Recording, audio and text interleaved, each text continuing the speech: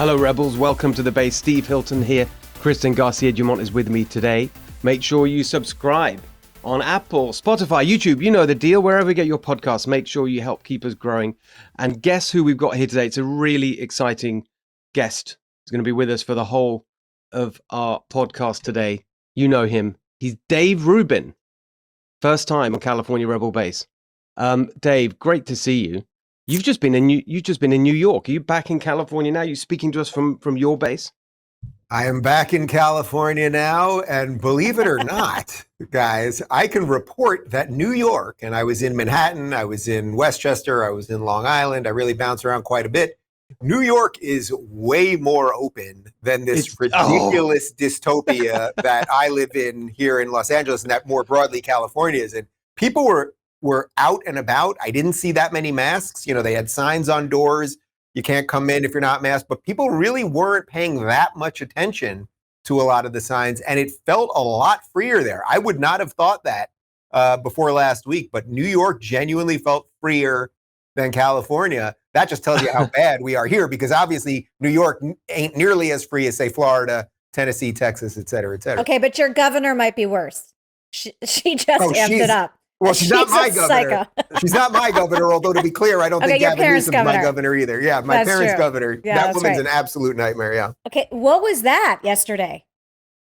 Well, she had the little necklace, right? The vaxxed necklace, all the kind of virtue signaling on display. She spoke at a church and literally said that the vaccines come from God. Okay, well, but this is somebody else. I'm stealing someone else's funny comment, which is, okay, if you think that, then God worked through Trump.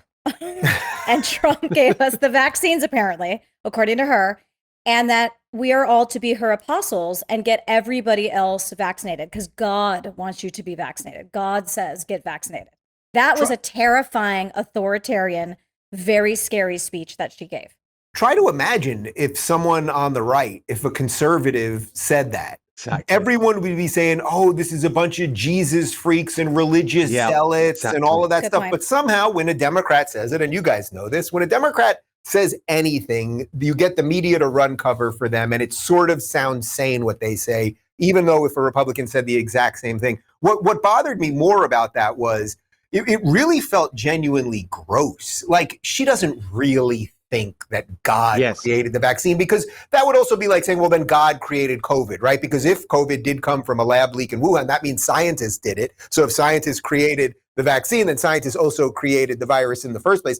But the way they're using God now, these are the most a-religious people or anti-religious people on earth, the truly secular leftists. Exactly. They despise religion. They despise religion. Their whole worldview is caught up in how they can control the world, as opposed to, you know, a worldview that would be a little more in line with, I think, what maybe the three of us believe, that there is something beyond us, that you have to believe in something. Thus, we don't believe that government is our salvation. So the way she was just using religion there was just awful. And she's also firing all the nurses now that aren't vaccinated. So we went from 2 weeks to flatten the curve to a year and a half later, fire nurses who don't do what we say.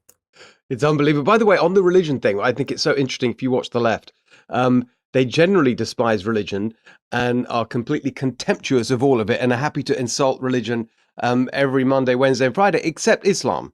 And with Islam, you can't say a word about it, even though, as we know, many of the places where it's practiced, and of course, many Muslims will tell you this, it doesn't have to be like this. So it's not casting aspersions on Islam, but all the things that the left say therefore, whether that's gay rights or whatever, certainly feminism, not at all taken seriously in most of those places. But of course, you can't say a word against Islam. All other religions, however, are terrible. And I mean, it's just so, I don't know, you just got me going on the hypocrisy. I wanted to say something about when you said they don't believe what they're saying. That is exactly true, Dave, isn't it? About all their ridiculous mandates and the masks and all the rest of it. We saw it with London Breed last week. It was the same with Gavin Newsom. If they really believed what they were saying about, you know, if you're putting lives at risk, if you don't wear your mask and if you socialize and get together with people and don't follow instructions, if they really believe that, they wouldn't do it. When we see the hypocritical behavior, that it's not just the hypocrisy. It kind of proves they know what they're saying is bullshit. Well, by the way, I would say that that's a feature, not a bug, meaning that is by design. When AOC goes to the Met Gala in her $35,000 dress at the $30,000 a plate event, and then all of the staff there is wearing masks, but none of the elites are wearing masks. That's not a mistake on her part. They want you to see that they are the elite. This is the irony of the progressives. They rail against the elite, right? They rail against the power and the system and all that stuff, but they just desperately want to be in it. It's not that they hate power structures or hierarchies. It's just that they're not quite in it yet, and they just want to replace those bad guys. Although, of course, we all know that they will be much worse than the current elite, whether you like the elite or not. So part of it, they can flaunt it in your face because, look, we're a year and a half after 2 weeks to flatten the curve, and no one talks about flattening the curve anymore. Suddenly, the new meme in the last day or two is 98% of us have to be vaccinated. That was the most unbelievable thing. Okay, so on my show on Sunday on the Fox show, I had Dr. McCary on, right, who's just been such a voice of reasons. Johns Hopkins knows what he's talking about. He's actually here in the Bay Area, and he was saying he couldn't believe it. So he was, if you look at the vaccination rates in the Bay Area, you look at the and then add it to the people who've recovered. You're almost at that 98% number anyway. In the Bay Area, he said, he was talking to doctors here in San Francisco hospital. He said there were 4 people in the hospital with COVID, 4. And yet he's going around San Francisco seeing cafes where kids, 3-year-olds have to put their masks on. I'm at this event over the weekend here where, I mean, to your point, comparing it to New York, it was an outdoor event. Okay. You had to show your vaccination card to even participate in it. And you had to wear a mask, and it was outdoors in the Bay Area, which is one of the most heavily vaccinated in the whole country. It's just insane. Well, guys, look, I think the biggest issue here, and it's why I've become increasingly frustrated on my show, is that for those of us that believe in logic and reason, and that actually do believe in science and believe that, you can be a decent human being and come to different conclusions about things, but we should be able to talk about all this stuff. We are arguing with a bunch of people who only want power. That is all that their goal is. They will say anything to accumulate that power. They will tell you that $3.5 trillion is $0. They will tell you that males are females. They will tell you anything you need to hear so that they can attain more power. The world is going to end in 12 years, and only if you gave us enough money, we could pass our new Green Deal, and then everything would be okay. They lie about absolutely everything. And then what that does is it leaves decent people to constantly be playing defense. When I do my show every day, I do a 5-day-a-week show. And every morning I talk to my guys and I'm like, man, it sucks. I have to basically blow apart these idiotic lies by these people because they're still brainwashing people. And I don't know how we get past that. I know we're all trying in our own way. But it's tough because we are fighting a monster that does not have rules in a conventional sense. While we all have rules, and that's an asymmetry that's tough. Yeah, I think we need 2 things. I think we need celebrities and we need better schools. So on celebrities, Nicki Minaj probably did more for the think for yourself, be normal, and ask questions than, hundreds and thousands of normal, hardworking Americans trying to convince their neighbor next door. Because this isn't about facts or reason or anything anymore. It's literally just, it's religious, it's dogmatic, they believe it, they must adhere to that. And only when one of their demigods goes out and says something that breaks with what the celebrities are saying, do people actually question what is sort of the norms of the day. So we need more Nicki Minaj's, number 1. Number 2, the schools have made people so stupid that they actually don't know basic math. If you ask people who are under 30, some of these things that just require basic statistics or math, they don't know that the math is impossible. So they can fall for the lies all the time because they literally are idiots at math. Well, look, I know I'm being harsh, but it's crazy. No, you're totally right. I mean, look what's going on with this budget that they're trying to pass. It's $3.5 trillion. Now, first off, we don't have any money. We're a country that is in debt, but I get it. The country has to continue to move forward. So, we can always raise the debt ceiling, all of that. Now, none of us could live like that in our own lives, right? If my credit card hit the max, I can't keep going to the guys and being like, guys, could you just raise it again and raise it again? But okay, we have a lot of weapons in this country, so we can go to the creditors or something, or go to China and get more money, something like that. But it's not just that the debt makes no sense. It's that they're telling us, okay, it's a $3.5 trillion bill. And by the way, it's going to cost $0. That's what they're telling us. And then, of course, not only does Joe Biden say it and the media kind of applause him, but then this morning, we covered it on my show, there was a Washington Post economic analyst on the show. And she said, well, it doesn't cost anything because, we're just going to tax the wealthy and corporations. And it's like, that's not how the world works. If you take from a rich person, whether you think it's just or not, you're still taking money from them. It's not, exactly. It's going to cost It's amazing them. that they say that. Exactly. But they say it and they repeat it and they don't mind lying. And that's why look, the road to hell is paved with good intentions. So I still have a lot of, say, moderate friends who are still like, oh, no, they're not that bad. And they're trying to do good and all that. I'm way past that point at this point. They know totally exactly agree with that. what they're doing. They know exactly. And they lie. And this is the thing. I pointed this out on just today. We're speaking on the day where you had also the hearings, right? The Afghanistan hearings. You had Milley up there and Mackenzie from CENTCOM and what's his name? The defense, Austin, right? And they all confirmed that they told Biden that they wanted to leave a small amount of troops in Afghanistan, or 2,500, the number. They all confirmed not just that they wanted a small number. They were specific about that number. They were specific about the number. And then furthermore, Austin specifically confirmed not only that the military gave this advice, but the advice was received by the White House and processed, and Biden saw it. Totally, he said in terms clearly to Stephanopoulos in that interview, he asked him, were you told by the military to leave 2,500? No one told me that. I mean, just an absolute brazen lie. Well, to give Joe credit, he said, so he said no, and then he said, I do not recall, which in his defense, we know that the guy isn't the sharpest, knife in the drawer. So it is possible he doesn't recall it. Well, there's a lot that comes into that category, Dave. The do not recall can cover up. But the point I want to make is that we've got to stop saying, I mean, you see it all the time in the media that, oh, well, he's such a decent guy, such a decent, honorable guy. And even when they start now to admit a bit of the incompetence or the fact he's not on top of it and can't sort of string two sentences together, whatever. But they say he's a decent guy. He is not a decent guy. No. He is he's throwing people on, he's lying repeatedly all the time about everything. And the reason he's doing it is to try and save his own skin, throw people on the bus, evade responsibility. He's not some decent sort of genial old guy who we should all revere because he's so sort of, he's bad. He lies and lies. He's corrupt. We've seen that all through his career. He doesn't believe in anything. He's a complete sort of empty machine politician. He is not some decent guy. We've got to get over this idea that he's doing it out of the, and also this stuff about, he's so compassionate, right? They constantly, you had Pramila Jayapal over the weekend going, oh, Biden, he gets tears in his eyes when he's telling stories. He's so compassionate. That's what's beautiful about Joe Biden. He's so compassionate. He's not compassionate. If he was compassionate, he wouldn't have made the decisions that he made, which were pure political calculation.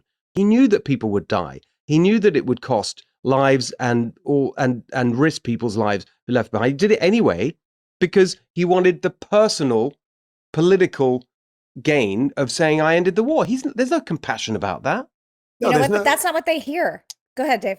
Well, no, there's no compassion about it. And you're right. At what point, if you just lie and lie and lie about everything, are you no longer a compassionate or decent or good person, a good Catholic, as he always points out, that he's a good Catholic? I mean, at some point, you're not. What I find interesting about this is, and I'll give you a little silver lining because I know that the state of things is pretty depressing. But the silver lining to me is that this thing in the 6 months now we're past 6 months. We're in the 9 months or so, 10 months almost of the Biden presidency. It's so bad on every front, foreign policy, economic policy, COVID, everything is so extraordinarily bad. The lies are so brazen that I think the average Biden voter who I think a lot of people like Trump, but couldn't get over the personality stuff. So they voted Biden because Biden was more decent. He was more of a good person, something like that. I think a lot of them are like, man, this is way worse than I thought. Now, of course, you're never going to see these people on mainstream media because they don't want that narrative getting out there that the average person is waking up to some of this nonsense. But when your gas prices are going up, when food prices are going up, when we have all sorts of problems, I mean, try to buy furniture. I'm trying to buy a couch right now. You go to Crate and Barrel, it's literally you can't get the couch until next February or something. We're having all sorts of problems cascading throughout the economy, on top of critical race theory and the Afghanistan disaster and everything else. So people are waking up. Yeah, but if you look at social media, though, they do still think he's compassionate, and don't underestimate the power of Snapchat and TikTok and the next generation of voters. When all they hear is He's forgiving student debt, which they all love. They're like, this is fantastic. This is so great. And he's going after billionaires. I mean, go on TikTok. That's all you see about those Biden videos. And it relates to this this all equals zero, because they've convinced everybody that billionaires are terrible humans. It doesn't, none of this trickle down. You guys are so pedestrian. Old people think that it's trickle down. Billionaires are not paying their fair share. I know that Bezos didn't pay enough in taxes. You shouldn't be able to start space companies. So they've villainized people who are wealthy and successful. And then they've said all of these huge spending packages, don't worry about it. Those bad people are going to pay for it. And that works. It's working. They're believing all of this nonsense. And so I think we need to start figuring out, how do we capture back some of these institutions? Because it's going to be the only way to change. You know, you're doing a lot of stuff on locals, Dave, and that's the kind of stuff that actually more people need to be creating and building things that are alternatives. So we have our own institutions if we can't capture them back, or we're far gone. I would say it's the latter part of that. I don't think we can capture them back. I think social justice, I think this leftist ideology, what is now, you know, it was originally they were democratic socialists, then they kind of admitted they're socialists. And by the way, they're going to admit they're communists in about a year from now. Like, that's really where this is all going.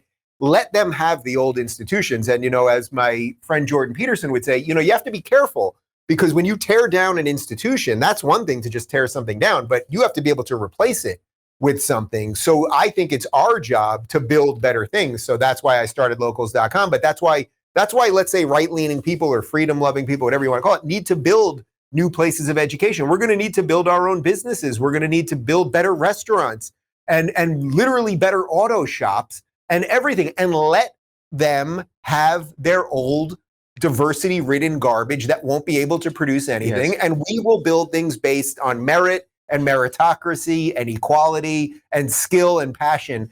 That's the world I want to live in, but the government ain't going to create that world for us. We have to create it for ourselves. So for one terrible moment there, Dave, I thought you were going to say we have to build back better. And I'm thinking, oh my God, he's got it too. Oh my God. But I think you're totally right. And by the way, when we talk about schools, that is exactly why and coming back to California now, the school choice issue is just so fundamental. You're totally right, Chris, in what you were saying earlier.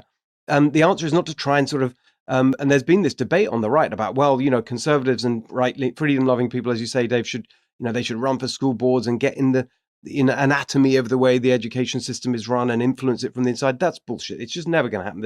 It's just too entrenched. But with school choice, where the real aggressive school choice program, like is hopefully going to be on the ballot next year in California, there's two initiatives, both with the right intent there. And we've talked about it on this show as well. Look, very unlikely it's going to happen, but we got to fight for it. But it's moving in that direction. The whole point there is that if you've got the money in the hands of the parents, you've got suddenly customers for entrepreneurs and education innovators to literally start new schools based on the kind of things we'd like to see, right? Real education instead of indoctrination. So I think, and actually, if you apply that thinking, you got a market of people who, if you organize them, and you can do exactly what you're talking about, build things that they want. And I think that's great. I love what you're doing with locals. It's fantastic. Can you just talk about it a bit more for those who haven't come across it? Yeah, well, look, it was pretty obvious to me about 5 years ago that this was where it was all heading. And when I say it all, I mean not only that the political machinery was breaking down in the country, but the media machinery was breaking down, meaning that they were just going to lie to us about everything, and they had been lying to us for a long time. But then when you really factor in big tech algorithms that are manipulating us in ways that we cannot imagine. I'll tell you one quick story in under a minute here. When I was in New York last week, I go to my parents' house. My dad says to me that he's not on Twitter, but he keeps getting these emails from Twitter, and it's always lefties, often people saying bad things about me and news that he knows I totally disagree with. So I said, Dad, well, if you're getting emails from Twitter, you must be on Twitter. He said, I don't think so. I looked at his email. Turns out he had got on Twitter years and years ago. We go into his account. We had to get the password back because he didn't even know what the account was. I look at his Twitter profile. He's following 0 people, and his whole feed is lefty accounts. The Young Turks, Democracy Now!, all of these people that spend all day doing, slanderous videos about me. And it makes no sense. Well, he's following 0 people. His whole feed is lefty accounts. We go into his likes. He has never sent a tweet following 0 people. He has 1 like of a tweet. It's a picture that I took with Larry King years ago saying that he's from literally like 5 years ago saying he's the best interviewer ever. So that means what the algorithm did was a random account, my dad, no profile picture, no tweets, no nothing. He liked one image of me. Somehow the algorithm got that to send him all of these lefty accounts to litter with his feed, even though he follows nobody. The reason I mention this is that's just one example of the ways they could be manipulating us that we have no freaking clue. So let's link this back to locals. I saw all this coming and I thought, well, what do I need? And if I can solve what I need, maybe I can solve what a lot of other people need. And I thought, well, all right, I need a place where I can host my own videos, where I can host my own audio, where I have direct communication with my audience, either through live video or through live chat. We want to get push notifications out to people.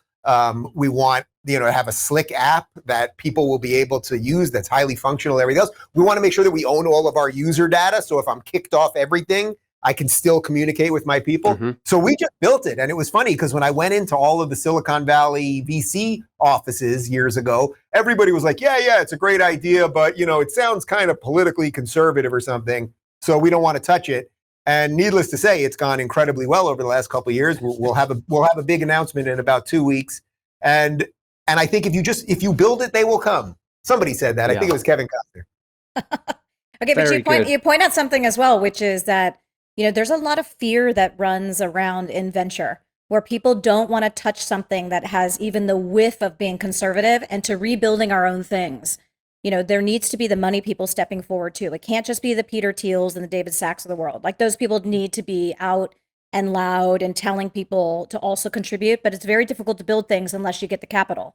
And so we need more people who have resources saying, look, I maybe can only be an angel investor, but I want to invest behind conservative causes and I'm not going to be bullied into not doing that. And I'm not going to be scared to do that because we really are like driving people underground. They're terrified to invest in something which would create these new institutions for us. And that's got to change too. Well, the irony of what you just said there also is that you'd think that the more money you had, that you'd sort of be more cancel proof. It's like, oh, I've got hundreds of millions of dollars. Like, what could they really do to me now? I'll say what I think. But it tells you a little something about human psychology, because I think for many of those people, they get super rich. The system's been pretty good to them. And then they're like, oh, well, why would I mess with the system? That's just human nature. I don't think it necessarily makes them bad or good or anything else. But real quick on the two people you mentioned there, David Sacks actually is an investor in locals, and he's been absolutely great for us and to us, and he's been advising us, and he's really getting red-pilled. He was sort of, I would say, an old school liberal himself a couple of years ago, but he's as he would say, handing out red pills left and right now. And Peter Thiel has become a good friend of mine, and he is not an investor because I haven't asked him to be an investor, but he's kind of guided us from the outside. And he is the one guy in Silicon Valley that is willing to fight the good fight. And, he sits on that Facebook board, even though they don't want him there. He's the one outsider because they love diversity, but not diversity of thought. And he's fighting the best way he can. And yes, I know Elizabeth Warren would love all his money to do all sorts of things with. But, I've been to some of his parties. He spends an awful lot of money on an awful lot of staff and treating people really well. And I'm not entitled to that money just because I want it. Well, look, the thing I wanted to just ask about that whole culture thing, because in terms of the investor community, Silicon Valley and so on, what I know very well. It seems to me that there's more and more, you're going back to what we were talking about earlier. And I just wonder whether this is actually a sign of hope for California. Maybe not. I'm hearing more and more people, like they're like rolling their, whatever the sort of speech equivalent of rolling their eyes is, right? They know they have to go along with the Democrats. In polite society, you don't speak out against the woke stuff and all the rest of it. You don't want to get counseled. You don't want to get your head blown off, etc. They look at they're fired up about the tax plans that they've got going with, especially the capital gains and all the rest of it. They're more and more concerned about what's going on. And it feels to me like actually you're getting small signs of people saying we need to have change. We can't go on like this, even in California. And it just makes me feel that actually, even though the recall was, didn't go the way we wanted, not by a long way, etc. I just think that long term, you can't treat people as badly as the Democrats have, up and down the income scale, whether you're making it tough for business owners or whether you're making life absolutely impossible for those on lower incomes, particularly as we've talked about many times, if you send your kids to public school in LA County or wherever, and it's Black and Latino families, the very people that the Democrats say they speak for, who feel it the worst. You can't keep doing that year after year after year and lie about it. without the consequences coming at some point. Don't you think? Steve, I would love to agree with you, and I like to consider myself a world-weary optimist. I'm not a blind-eyed optimist like, oh, things will automatically just get better. I like to think of myself as a realist first. But at the moment, I see almost no hope here in terms of turning things around. Okay. I agree with your basic premise that they are abusing people and a certain set of people are waking up. As you guys know, I campaigned with Larry Elder. I think he would have been a absolutely fantastic governor, and it's a damn shame what happened. But our system in California is so deeply corrupt. It is so broken. The voter rolls are so broken. Just in the last couple of days, Gavin Newsom said all voting will now be mail-in voting. Literally, all you had to do, if you mailed in your vote for this recall just 2 weeks ago, all you had to do to see who someone voted for was put an iPhone flashlight through the envelope.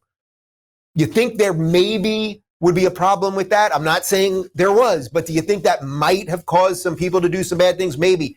But the system is so absolutely broken here. The message is constantly just give us more power, give us more of your money, it's to work. And for some reason, I don't know if it's because of the nice weather here, people's brains are absolutely fried. And they watch their quality of life go down while the prices of houses go up. And they think it's the Republicans' fault, even though the state is run only by Democrats. So I get what you're saying, but at the moment, I see no hope.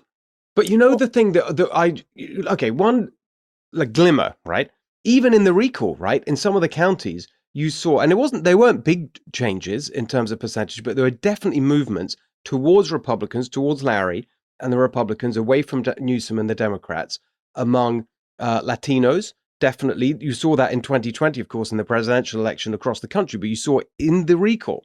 You saw it you're seeing it with black Californians as well. You're seeing it happen, okay? And I think that there could be happening in California, which is a bit late, it's happened elsewhere in the country, that kind of class realignment, particularly with the working class people who say, actually, these Democrats who kind of claim to be for the workers, they're not for the workers, they're for the union bosses and the elite and all the people that give them money.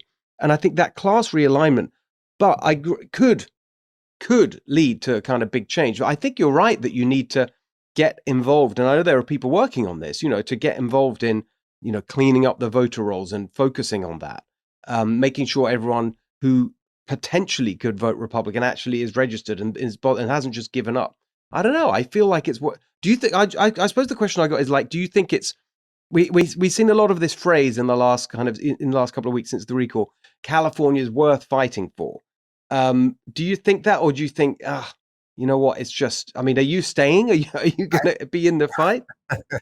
I honestly don't know if it's worth fighting for. I really don't. I'm having plenty of private conversations with that, right, and conversations with my team members and my employees and everything else. Wow. I don't sense that we can get this thing to turn around anytime soon. I think it just, the screws got tightened even more in the last couple of weeks. And they were bad in the first place, right? The machinery was already rusty and not working right. And now it just got even calcified more than before. So I'm trying to decide, look, at the end of the day, we all know the basic stuff. The basic stuff is it doesn't make sense tax-wise to be here. We all know the quality of life stuff. But people make all sorts of decisions related to their family, their friends, their employees, weather, all of those things. But man, it sucks. Trust me, I do my show every day. I always tell people I'm trying not to make them depressed, but I don't see the path out right now for California. I see America going in slightly different directions depending on what state you live in. Well, I want to say for the middle class in particular, I think the middle class, it's hard to have a hopeful message for them when they can't afford a home, when the cost of gas is so extraordinarily high, when the cost of meat, eggs, milk, and then we pass these ridiculous laws like a guaranteed minimum wage in California. Who cares? If everything you need to live, right, and the very people who are using the most gas are the ones who need to drive the farthest to get a job because they can't live close to where most industry is in California. All these policies continually hurt the poor. And so, when we were doing all the recall stuff, as a Latina, I feel obligated to, go back to where I came from and my communities and be talking to people about getting out the vote. And there's just this, you've got two things, this sort of sense of kind of like, there's nothing we can do. nobody cares about us. We're like the forgottens of California. Okay.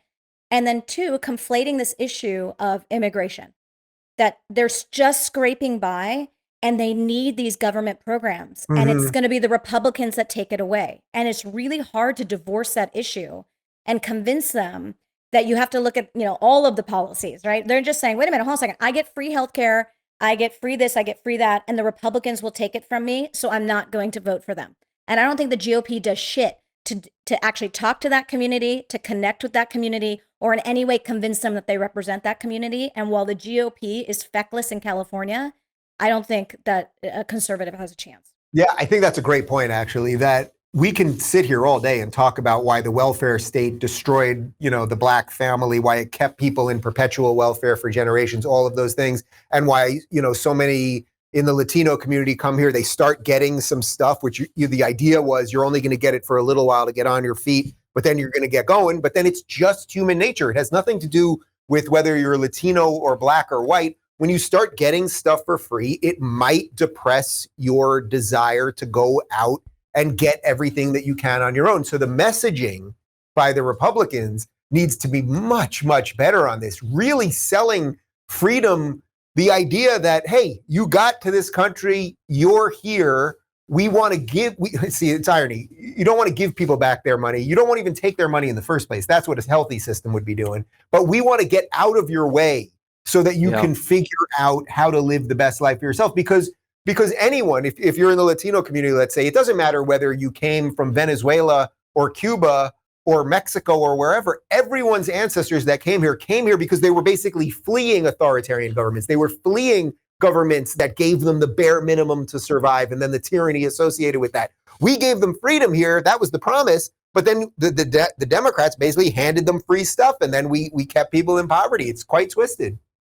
Well, I agree exactly. I think that is, and you don't hear that properly laid out. I mean, I feel that incredibly strongly as a recent immigrant myself. I've just become a citizen. I feel like you just, like it's so sad to see all the things that, for all my life, and then especially more recent, I just think I'm so excited and proud to be an American, the American dream, California, the kind of vision of the California dream that anyone can start something and make something of their life. I've been able to do that. Of course, I came here with a bunch of advantages already, but you want that for everybody. And that's what we should be talking about. And I think that actually, I just wonder what listening to you talk, Dave, I completely agree about the, like how it feels like this uphill struggle. But I just wonder whether just the reality of some of these things are just starting to bite, just for example, like wildfires, when Trump went on about forest management and wildfires and everyone's, oh, ridiculous. He doesn't know what he's talking about. Now that's pretty much accepted. I mean, people, really kind of get that point. And I just wonder whether you look at all these issues going on in California and people from the left moving over, someone like Michael Schellenberger, for example. I don't know if you know him. He's so great. We've had him on this show a lot. Just from say, I was a progressive, but I see what they've done on homelessness and on drug addiction and on wildfires and on poverty and you name it.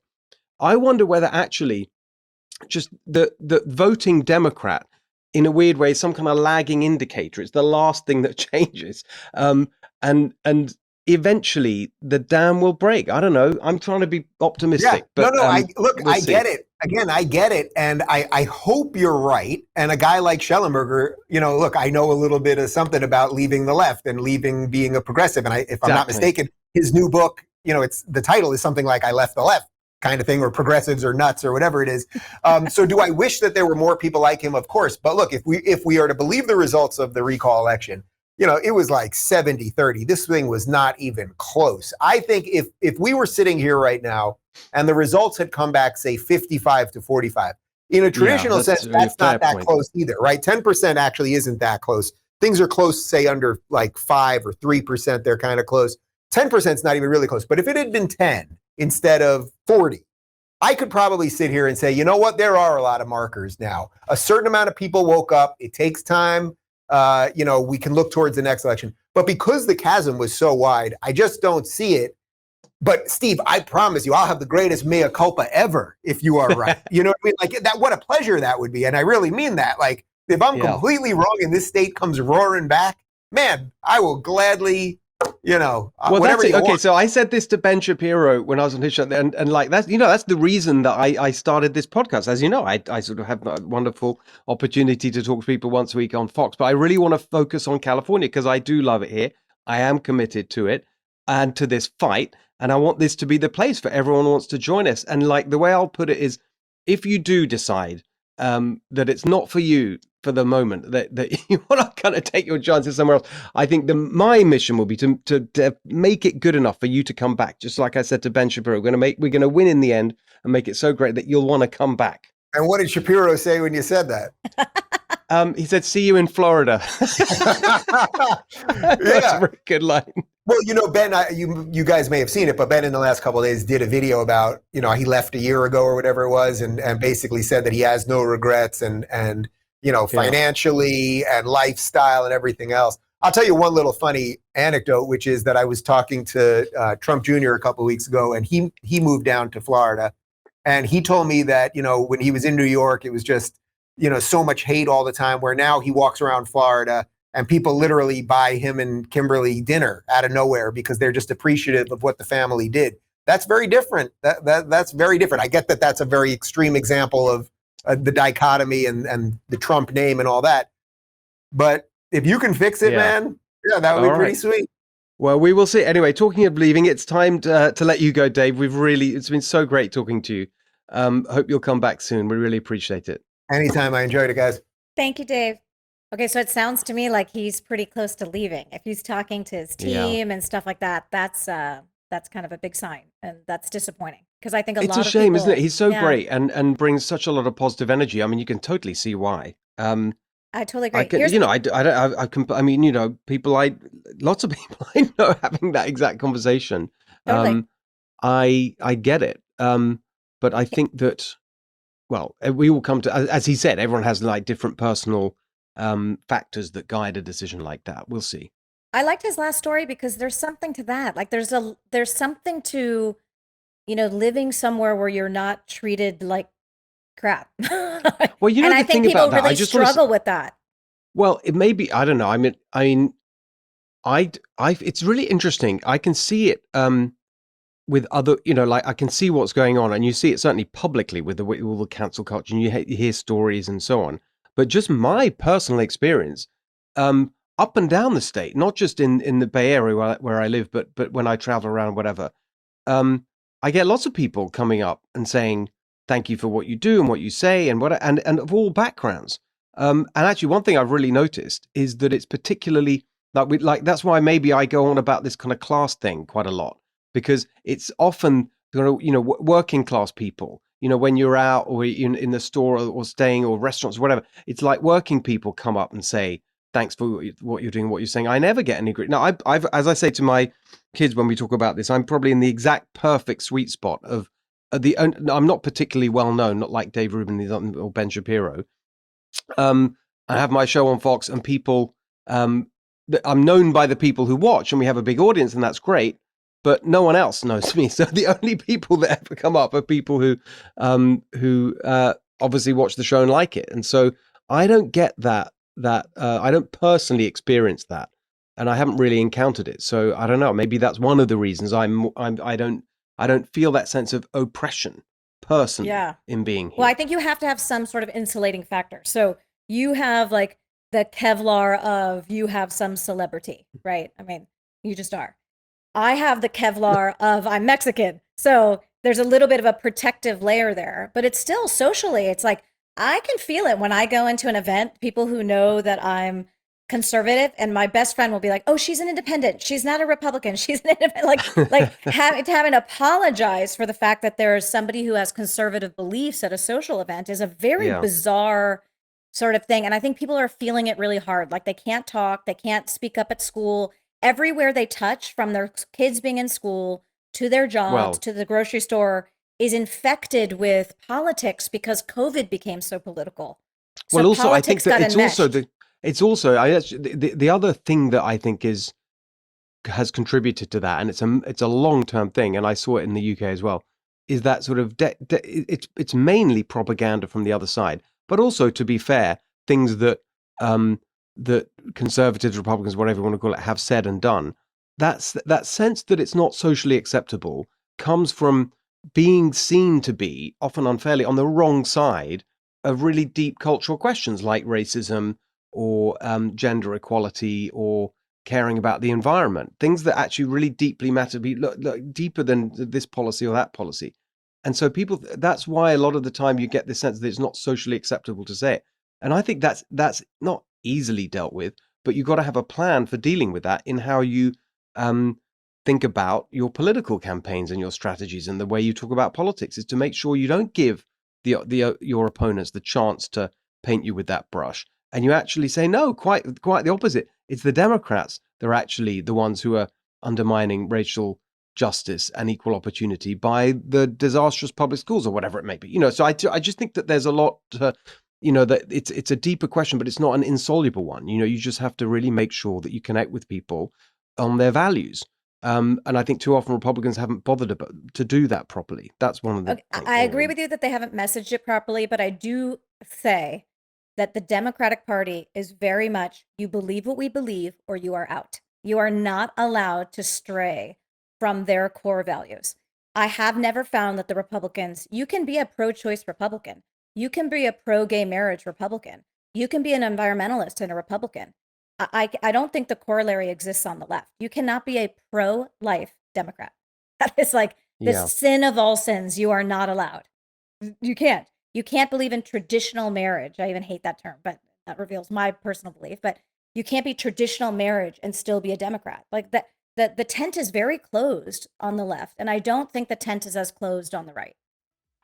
Well, and it needs to be broadened, and that's one of the key points. But we'll get to that another time. That was a great conversation with Dave. Good to see you, Kristen. Nice to see you. We will see you at the next California Rebel Base. Make sure you don't miss that. Subscribe at Apple, Spotify, YouTube, wherever you get your podcasts. We'll see you soon. Bye.